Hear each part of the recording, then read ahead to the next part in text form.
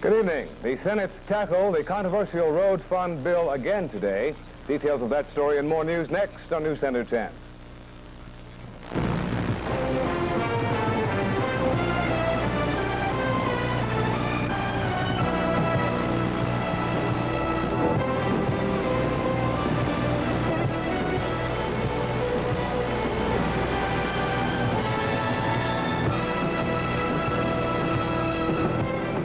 Tonight, News Center 10 is brought to you by Parkway Motors, Aaron Block, and Elenis Enterprises.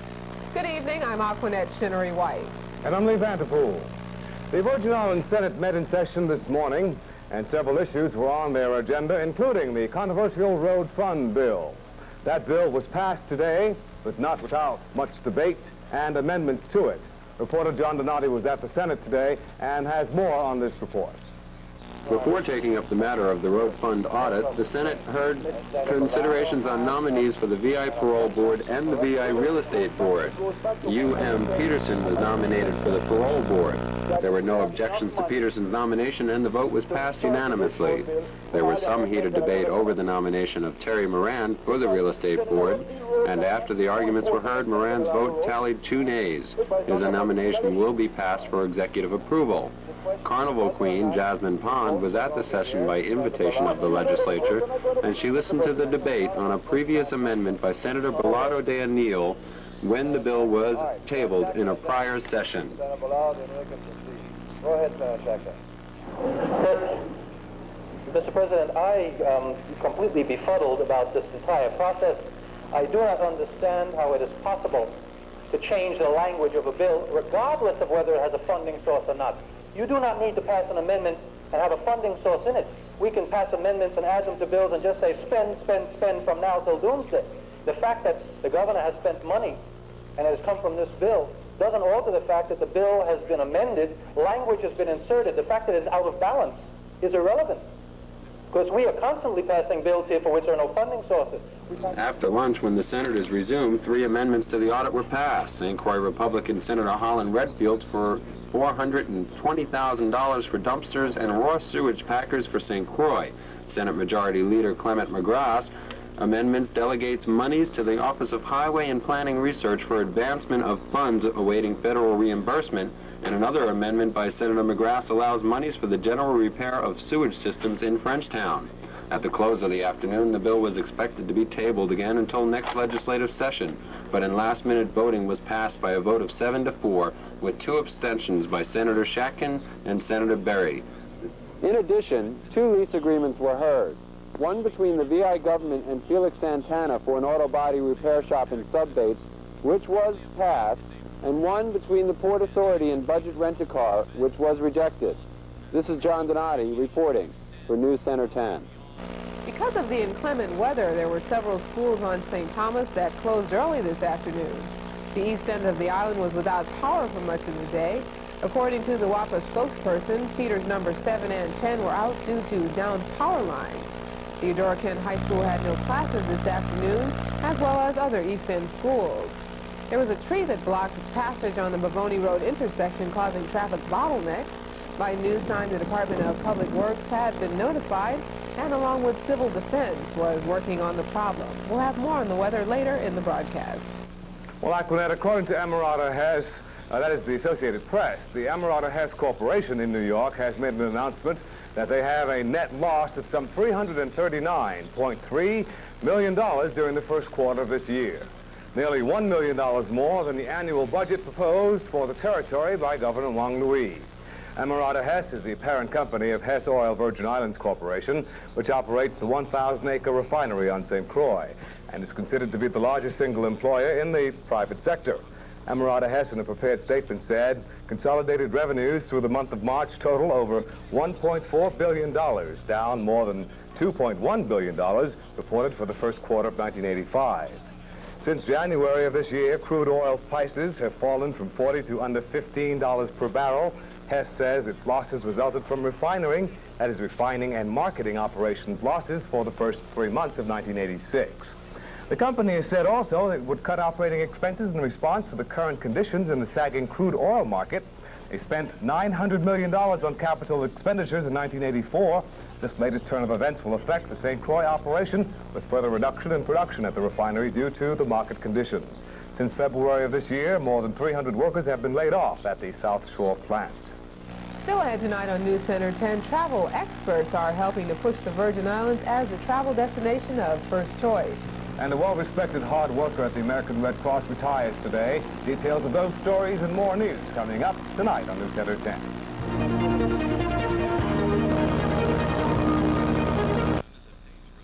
Planning that special trip for business or pleasure, let the professionals at Worldwide Travel take care of your travel plans. We have the latest in computerized ticketing and telex service worldwide to serve you even better. Come in or give us a call to find out about our extra special packages to your favorite destinations. Relax in air-conditioned comfort and let our friendly staff at Worldwide Travel serve you. Located in the Grand Hotel building, downtown St. Thomas. That's Worldwide Travel for all your travel needs. Did you know that the Island Block Decor Center can help you improve your corner of paradise? Yes, the Island Block Decor Center has it all for you. Complete custom-made kitchens, uniquely designed tiles, and so much more. It's the look of the 80s. It's the Island Block Decor Center, and it's here for you. This month, it's the Big Chill at Island Block with Got coolers and jugs. When you have Got, you've got the best. This month at Island Block, St. Thomas. For a tourist destination, getting your message across to the traveling public is almost as important as maintaining the beauty and charm that brings the visitors to our shores. We talked with an expert in the travel business today, and others aboard the Costa Riviera docked at Charlotte Amalia earlier today. Travel writer Antoinette DeLand is author of Fielding's Worldwide Cruises and has authored travel guides to 12 countries in the Far East. However, she loves the Caribbean. I love the Virgin Islands, especially because of the American affiliation. I think people feel comfortable here. The islanders themselves are extremely hospitable. There's nothing they will not do for visitors. The dollar is the exchange rate.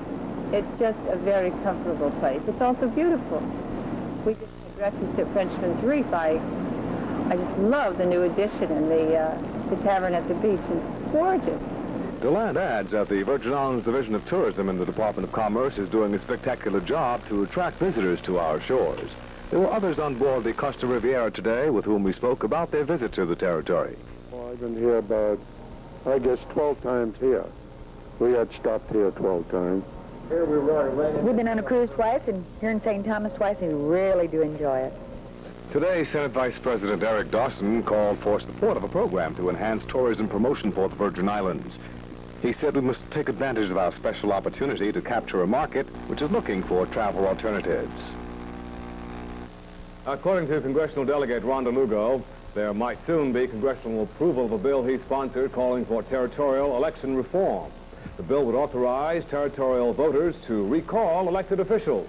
The delegate says he does not foresee any difficulty getting the legislation through Congress and ready for the president's signature in a couple of weeks. Some of the bill's stipulations are that the recall petition must state a cause and be signed by half the number of voters in the last general election, and 2/3 of the voters in that election must take part in the recall with the majority of those calling for it.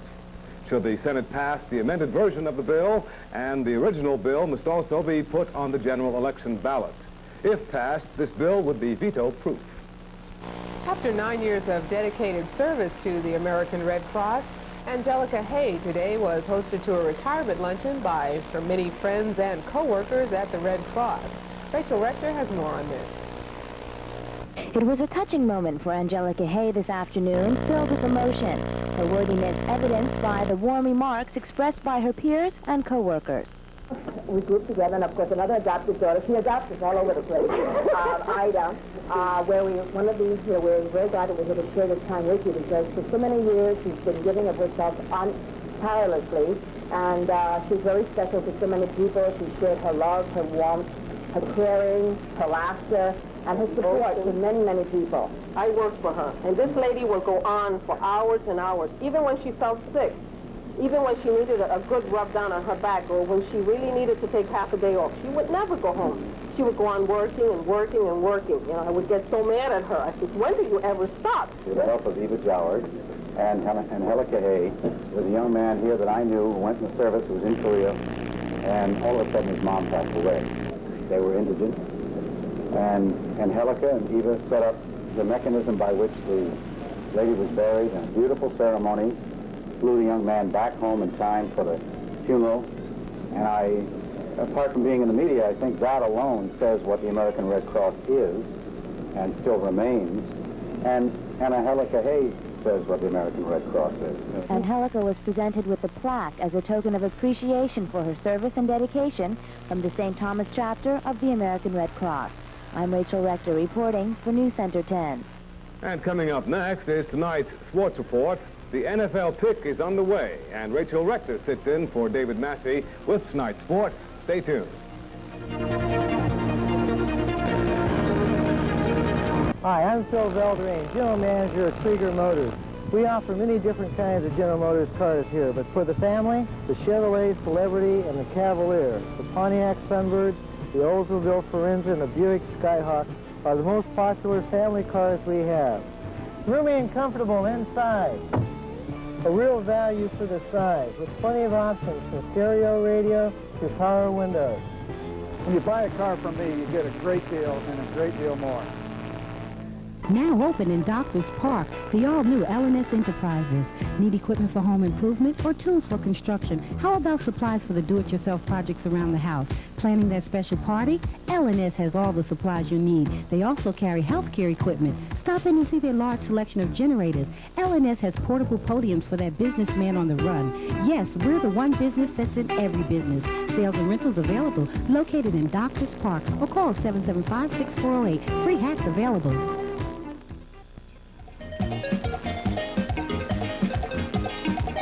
Tonight, the best of Carnival 1986, a cultural finale of 1986. Join Lee Vanderpool, Aquanet Chinnery White, and Joe Potter as they bring all the best of the 86 Carnival Adults Parade. All the fabulous troops, flutes, and floats, plus all the winners. The best of Carnival 1986, tonight at 8, only on Channel 10. And it's sports time. Rachel Rector is here with us tonight, and it's that time of year again, Rachel, the NFL draft pick already. It sure is, and most people knew who it was going to be, and there weren't very many surprises. Let's get right to football. It was Bo Jackson as the #1 draft choice in the NFL today. Jackson will be playing for the Tampa Bay Buccaneers under a reportedly $5 million contract. Always concerned just about trading, and it's like a burden that's been lifted from me that everybody knows now that Tampa has drafted me, and I guess that can get rid of some of the questions of what you're going to do and where you are going to go. So they know if I make up my mind one way or the other, there is a chance that it may be football. The decision will be, well, I am not going to say that it's going to be final, but the decision that I make, I'll make it in June, and I guess we'll just have to take it from there. A lot of people are going to have sweaty palms on both sides. Yeah, but with me, you know, on the outside you're calm and cool, but down on the inside, you know, you're pedaling like hell. Depending on who you're talking to, some say he's the best since Jim Brown, and some say he's the best ever. Overall, the draft is deep in running backs and a little bit thin everywhere else. Jackson was the main prize. Some say the Heisman Trophy winner from Auburn is the best running back to come out of college since O.J. Simpson. NFL Commissioner Pete Rozelle reflects on Jackson's future. Well, he did allow to me, though, that when I held the football and pointed it to him, pointed my finger to it, he did say he felt he could probably hit that a little better than a baseball. So there's that much going for us anyway. He was, of course, across the board in the NFL, all clubs rated him #1. And some clubs think he'd be a fine baseball player, but I guess some reservations have been expressed, too. And I just hope that, of course, he goes the football route.